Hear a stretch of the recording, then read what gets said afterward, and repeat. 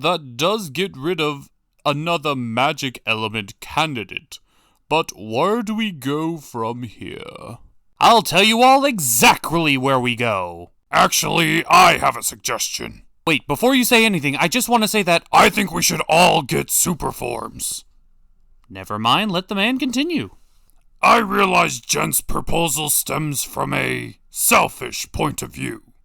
However, it wasn't until I was able to achieve a higher level of forms was I able to combat Surfer Dude on a equal level. Up until this point, we've only been meeting the challenges as they've come up, not actually preparing. And every single time so far, we haven't been able to stop squat. But if we unlock super forms, new ones, powerful ones, we might be able to stand a chance next time he makes a move. But what do we do about Surfer Dude's advancements? We may not have to worry about that as much as we thought. What booty do you know? Well, as it turns out, Surfer Dude has made some pretty powerful enemies here in Equestria. Firebrand is on the move. Well, I guess what Surfer did to Aramu, it makes sense for Firebrand to be super pissed. Here on the radio, it sounds like he's putting the entirety of Equestria on lockdown. Surfer Dude may have the power, and he may have the numbers, but it's going to be much harder for him to do anything with so many eyes on him now. Well, that buys us some time. Maybe not enough, but at least it's something. So, let us all go work on our super forms! And this is She Talks to Angel. The episode begins at Fluttershy's sanctuary as Fluttershy is trying to convince the predators and the prey of her sanctuary to get along while they're in the sanctuary, which pretty much establishes that her animal friends eat each other. I suppose in hindsight it was kind of obvious, but it still raises a few questions. Doesn't raise any more questions than our cast of characters. God damn it, Leslie! Well, during this seminar, Angel Bunny, of course, makes an absolute prick of himself and pisses off all the other animals. Fluttershy encourages Angel Bunny to participate, but he ends up being Angel Bunny and causing a giant-ass fight. When, in turn, comes Zakora and the vet pony, whose name I honestly don't remember. Zakora comes with a salamander that breathes fire. It's not really important to the story, it's just a cool new beast in Equestria. And Fluttershy will take good care of it. But she's also being mocked by Angel Bunny, and Zakora's able to read the writing on the wall, and offers her assistance because clearly Fluttershy needs some kind of help. Fluttershy, I'm pretty sure that hiring people to help take care of the other animals may be your best bet. But she assures her that she's got it handled, but Zakora says, if you need help, you know where my hut is. Now, as a butler, I have many duties, including washing dishes, taking out the trash, sweeping the floor. And even though I am just one person, I only need to take care of one individual, even if he is a cartoon. This looked expensive. Was it expensive? But even still, the challenges of taking care of anyone, no matter how many, can be very great and very taxing. Perhaps Fluttershy should think about getting some volunteer helpers or have people paid on the hour. It would be costly, but she would free up her day and put a lot less stress upon her. Aye, and it looks like she needs the help from that list of chores.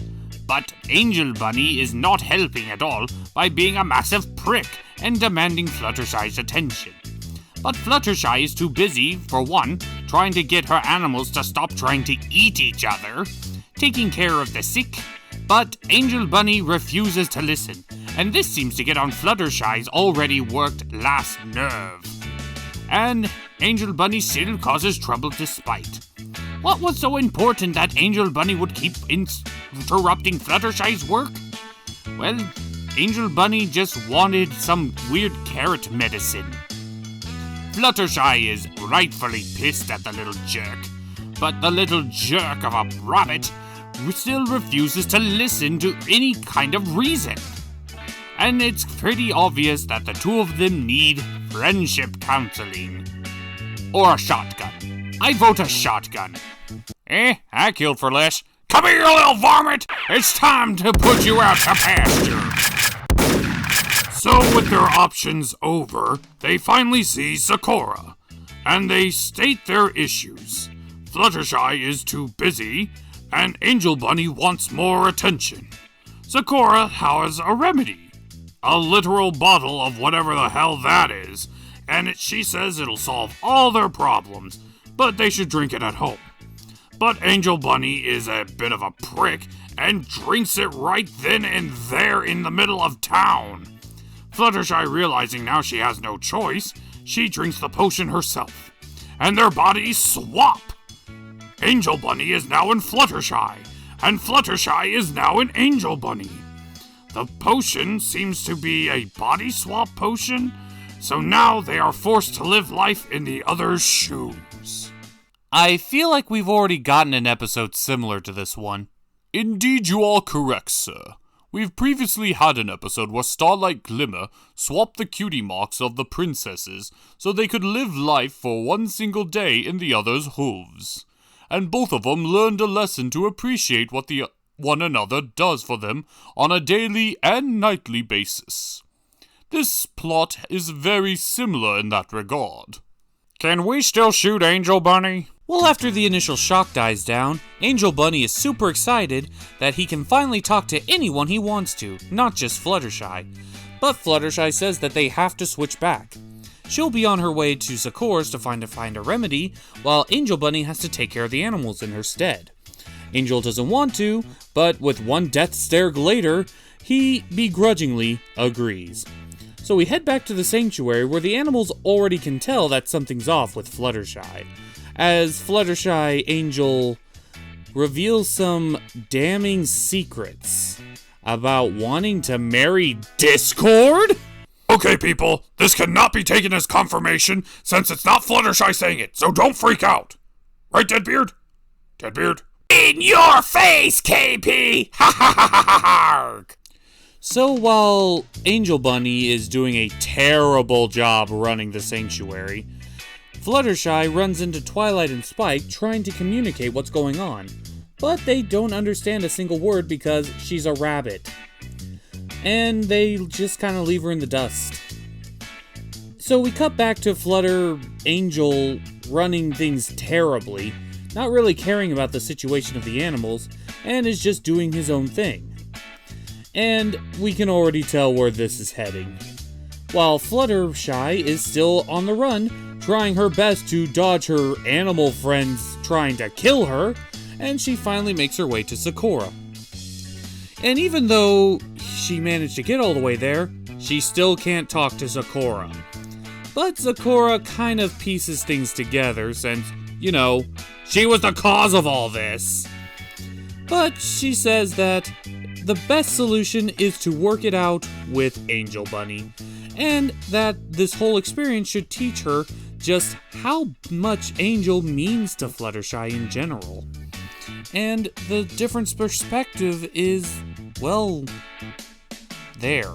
Okay, what the hell were you trying to say through all that? I don't know, it's a walk a mile in the other shoe metaphor, that kind of shit.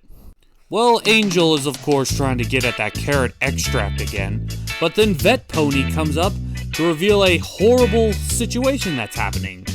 Turns out, neglecting the animals causes them to run amok. The baby elephant gets eaten by the snake, and everyone is in disarray.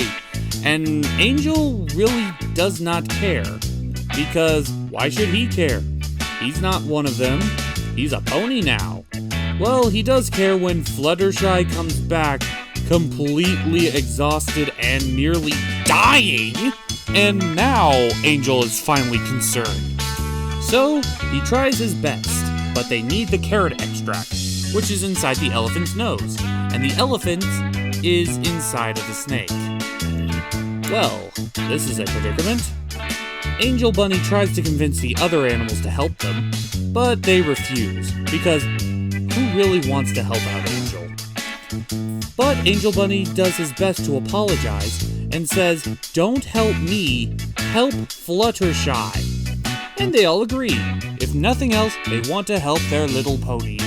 So they use some weird method that only works in cartoons to get the keys out from the elephant's nose, and then Flutter Angel rushes and gets the carrot extract. And with one drop later, Angel, Flutter, the rabbit, wakes up, and they both say their apologies, realizing just how hard it is to be in the other one's shoes, hooves, or paws, they switch bodies back. And with their bodies reunited with their souls, they return to their lives the way they were, except a little bit better, as Angel's not as much of a penis. Aww. Oh, by the way, if you're wondering about that lizard subplot, it really wasn't that important. It was a new animal of Equestria, a fire-breathing lizard. It's an interesting concept, but it really doesn't play any big role here in this episode. Neither did Sakura, because it was all her fault. And that was She Talks to Angel. It was a okay episode, I suppose. I like being able to see Sakura again. She hasn't really done much this entire season. And even though she was the sole cause of the conflict in this episode, she was genuinely trying to help, I guess. Unfortunately, this whole episode's premise is, well, it's already been done. Not just in other shows, but in this series itself. And honestly, I think the princesses did this concept better. But it was quite humorous to try to see Fluttershy's voice with Angel Bunny's personality flying through. It's quite enjoyable. And it's also heartwarming to see just how much Angel means to Fluttershy and vice versa. They're not just master and pet, they're bestest friends. So I guess overall this was a okay episode. Not really good, not really bad. I suppose it's still better than 246 Great, but it doesn't really top any of the high points this season so far. So I guess it gets a passing grade, but not a perfect score. So with that being said, we're the Cartoon Gentlemen, the organizers of chaos as Vintage Kings, and we'll see you next time! What do you mean our plans are on hold? We can't move around as well as we used to. Firebrand's forces are too strong. And they also keep blocking us at every turn. Do I really have to do everything around here? I don't know what you expected. They're just simple B characters, stocked for army shots. Well, what about you? What have you done since we've been able to escape my castle? Oh, I've managed to polish my sword, iron my clothes, and not give a fuck about your plans because they don't involve killing Commando. Can't you at least do something to train them? You're the one with the gauntlet that can do almost anything. You do it. Oh, I just need some time to myself. I have a massive headache. Oh, such incompetence. I need a good BM. Oh, my head is pounding like a drum since that fight. Oh, a little bit of Aleve should take care of it. Oh. Ah! What the? What was that?